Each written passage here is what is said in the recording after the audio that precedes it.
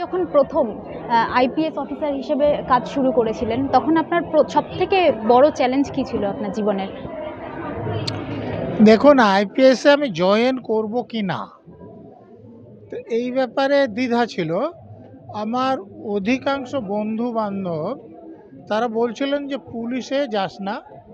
পুলিশে গেলে মানুষ অসৎ হয়ে যায়। পুলিশে গেলে মানুষ রিউড হয়ে যায়। পুলিশে গেলে মানুষ খিস্তি-খাস্তা শেখে।" তো আমার একজন প্রফেসর ছিলেন ডক্টর আশিস চ্যাটার্জি।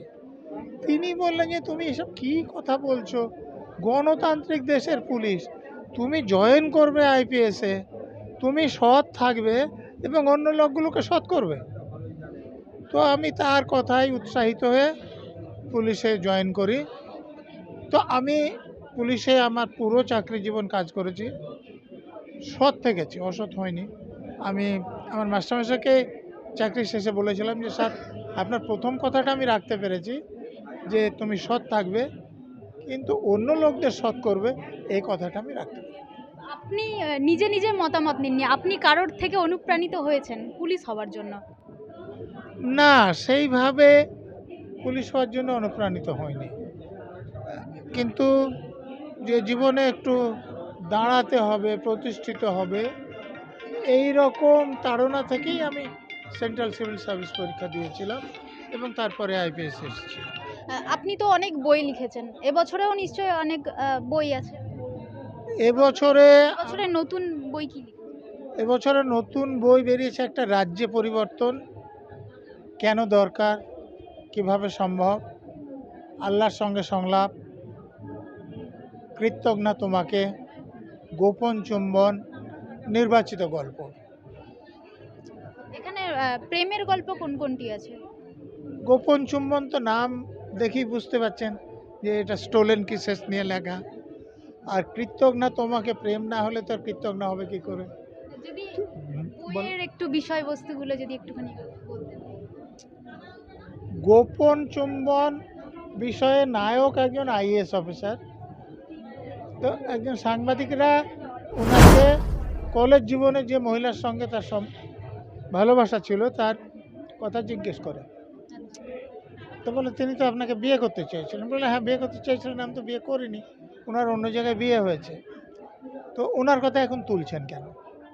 তখন তারা বলেন যে, "ওনার কথা তুলছি এই জন্যে যে ওনার যে মেয়ে, সেইটা তার স্বামীর সন্দেহ হয় যে তার মেয়ে নয়। তারপরে সে মামলা করে, ডিএনএ টেস্ট হয়। ডিএনএ টেস্টে দেখা যাচ্ছে যে সেটা আপনার মেয়ে। এরপরে কি করে এ ঘটনা হলো, সেইটা হচ্ছে গোপন চুম্বনের বিষয়।" একজন পুলিশ অফিসারের মনে এই রকম ধরনের একটা বই লেখার ভাবনা কোথা থেকে আসলো? দেখুন, আমি পুলিশ অফিসার হই, আর ডাক্তার হই, ইঞ্জিনিয়ার হই, আর প্রফেসর হই। আমি তো একজন মানুষ। তো মানুষ হলে তার মনে তো এসব ভাবনা থাকবেই। তো তো সে মানুষ হিসেবে এসছে। তো আমি ডাক্তার হলেও এরকম লিখতে পারতাম।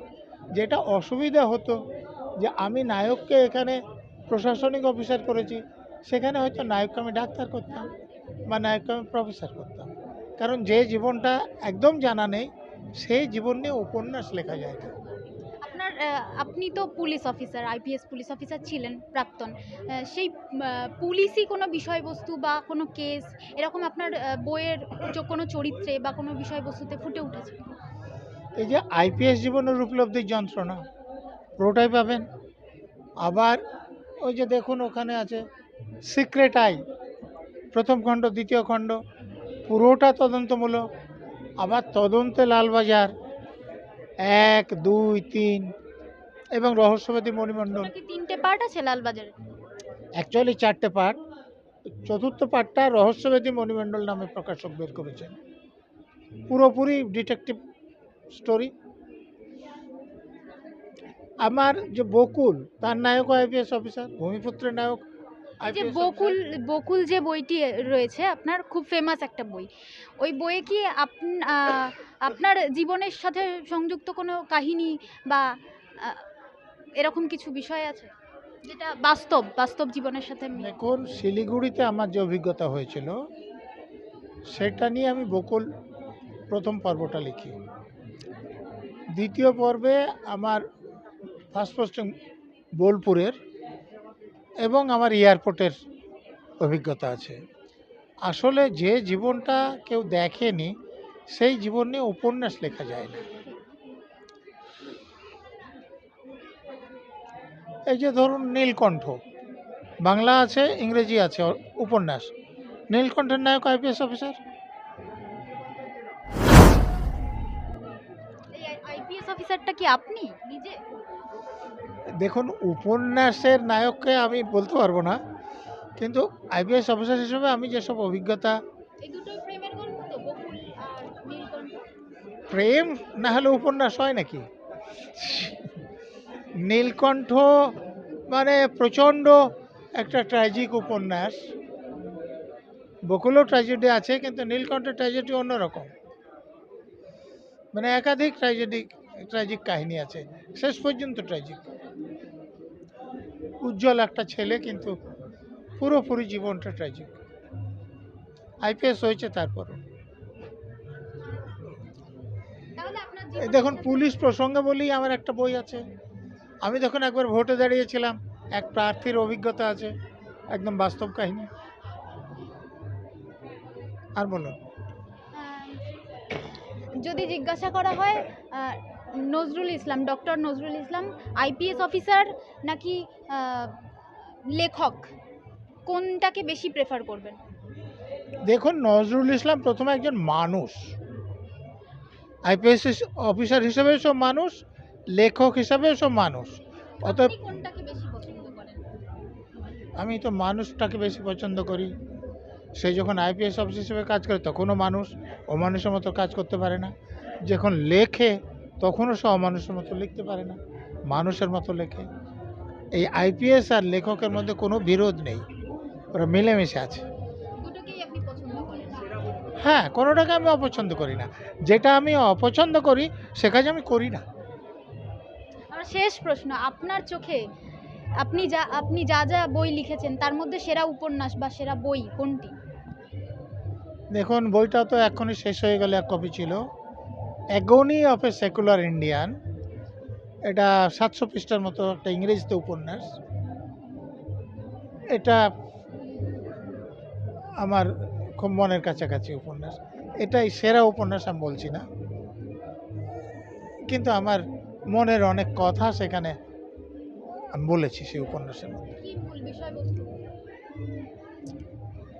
ধরুন, আমি যখন প্রথম প্রাইমারি স্কুলে গেলাম সেখান থেকে আরম্ভ করে, আবার ধরুন যে আপনি লেখক বলছেন, তো লেখক হিসেবে যখন পুরস্কার পাওয়ার প্রশ্ন উঠছে বা অন্য কোনো প্রশ্ন উঠছে, সেখানে বাধা কোনটা? সেটা যে আমার ধর্মীয় পরিচয়, আমার যে ভাষাগত পরিচয়, আমার যে অবস্থানগত পরিচয়। ওখানে আমার একটা চরিত্র আছে গ্লাস ব্যারিয়ার বলে, ইনভিজিবল ব্যারিয়ার। যে আমাদের দেশে ওই যে নীলকণ্ঠ বইও যেরকম আছে, তেমনি আমার ট্যালেন্ট বইটাতে যেটা দেখিয়েছি, যে পুরস্কার এখানে দেওয়ার মাপকাঠি অন্য। এমনকি রবীন্দ্রনাথের ক্ষেত্রে আমি দেখিয়েছি যে তিনি নোবেল পুরস্কার পাওয়ার জন্যে সুইডেনের রাজপুত্রকে নিজের বাড়িতে ডেকে আপ্যায়ন করেছেন। যারা কমিটিতে থাকে সুপারিশপত্র নিয়ে গিয়ে তাদের সঙ্গে দেখা করেছেন। লন্ডনে বইটা নিজের খরচে ছেপে বিতরণ করেছেন, যাতে তার ভালো রিভিউ বেরোয়, তার জন্য নিউজ পেপারগুলোকে দিয়েছেন, কাছে গিয়েছেন।